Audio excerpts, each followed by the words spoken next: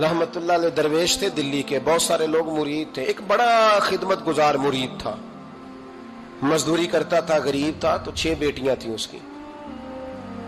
حضرت صاحب کے پاس روز آ کے کہتا حضور بچیوں کے لیے دعا کرے، اللہ کوئی اسباب پیدا کر دے، ایک بچی کی شادی کا خرچہ 1000 دینار ہے اور میں غریب ہوں۔ حضرت صاحب دعا کر دیتے۔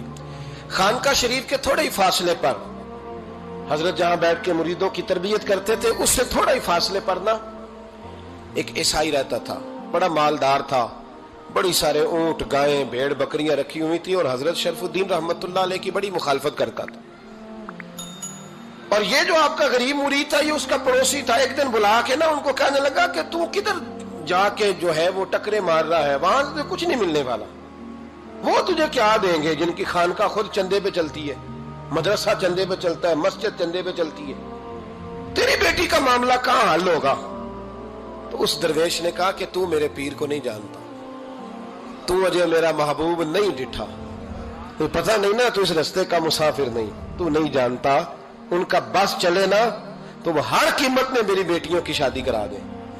اب وہ عیسائی تھا، کہنے لگا اچھا چلو ٹھیک ہے، اگر اتنی بات ہے نا تو جاؤ ان سے جا کے کہہ دو کہ 6 سال کے لیے میرے ساتھ معاہدہ کر لیں، وہ میرے جانوروں کو چارہ ڈال دیا کرے، 6 سال ڈیوٹی کرے، میں 6000 دینار دے دیتا ہوں۔ وہ میرے ساتھ 6 سال میرے جانوروں کو چارہ ڈالے، رکھتے ہیں نا آپ چارہ ڈالنے کے لیے ایڈوانس پیسے دے کے، اب تو لوگ انہیں بھی غلام ہی بنا لیتے ہیں، بڑی تھوڑی تنخواہ دیتے ہیں، ظلم کرتے ہیں، پورا معاوضہ نہیں دیتے۔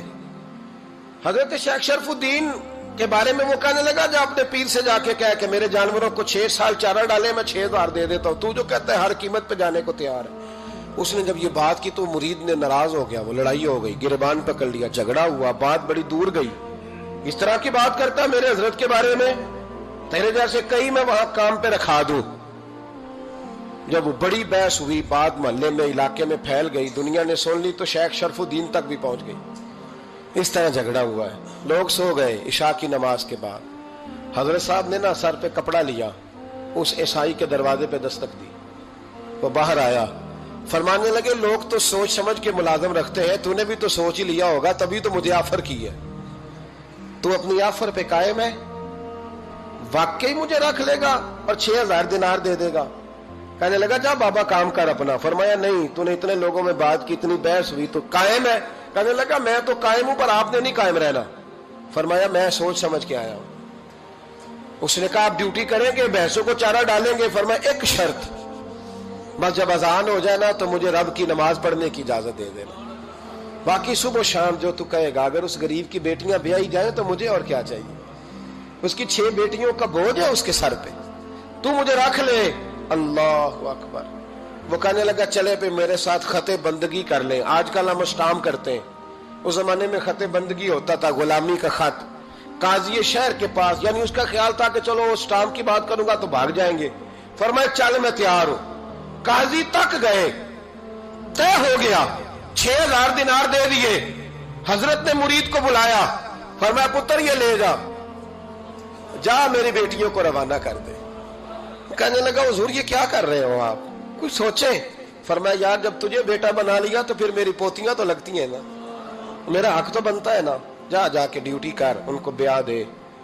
بات پھیل گئی، بادشاہ بھی عقیدت مند تھا، وہ 12000 دینار لے کے پہنچا۔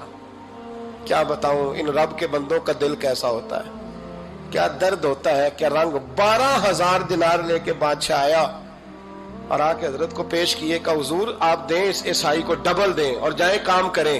آپ فرمانے لگے تو پیسے دے، شرطیں نہ لگا، میرا جہاں دل کرے گا میں خرچ کروں گا، مجھے تو مزہ ہی اب آنے لگا ہے، ابھی تو لطف آ رہا ہے، ابھی تو ذائقہ آیا ہے کچھ کرنے کا، پیسے دینے ہیں تو دے، پابندی نہ لگا، جہاں میرا دل کرے گا میں۔ اس نے کہا حضور ٹھیک ہے رکھ لیں۔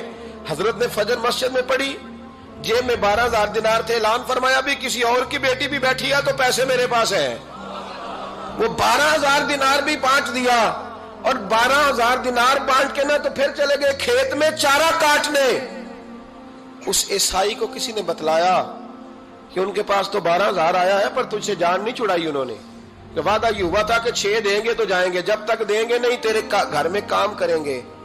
وہ نا چارہ کاٹ رہے تھے، حضرت صاحب تو وہاں پہنچ گیا، دور جا کے کھڑا ہو گیا، کہنے لگا بابا پہلے تو میں نے مسلمانوں کے اخلاق سنے تھے، اب تو میں نے دیکھ بھی لیے، پر یہ بتا جب 12,000 آیا تھا جان کیوں نہیں چھڑائی؟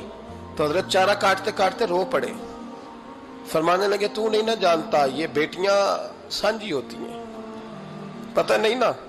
میرے رسول پاک نے تو حاتم تائی کی بیٹی کے سر پہ کپڑا رکھ کے کہا تھا بیٹیاں برابر ہوتی ہیں، تو یہ نہیں پتا جب اس کی 6 بیٹیوں کی شادی ہوئی ہے میرے اندر روحانیت کتنی بڑی ہے۔ فرمایا پھر 12,000 آیا ہے تو 2-4 بچیاں پھر گئی ہیں، تو یہ نہیں پتا میں اندر سے راضی کتنا ہوں، میں تیری نوکری کرتا رہوں گا، پتہ نہیں اللہ کتنی بیٹیوں کو بیاہ دے گا۔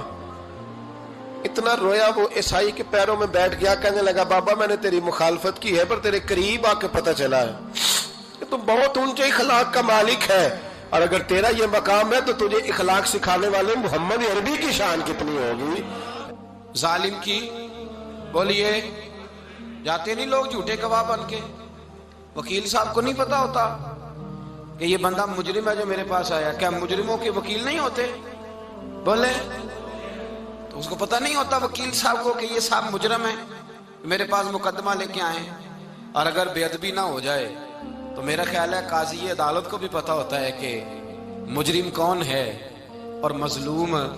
میرے نبی پاک صلی اللہ علیہ وسلم نے اس قدر زیادہ سختی فرمائی اس مسئلے میں، فرمایا جس کو پتا تھا کہ فلاں آدمی ظالم ہے، ظلم کر رہا، پھر وہ ظالم کا گواہ بنا یا اس نے ظالم کی مدد کی، کتنی کی؟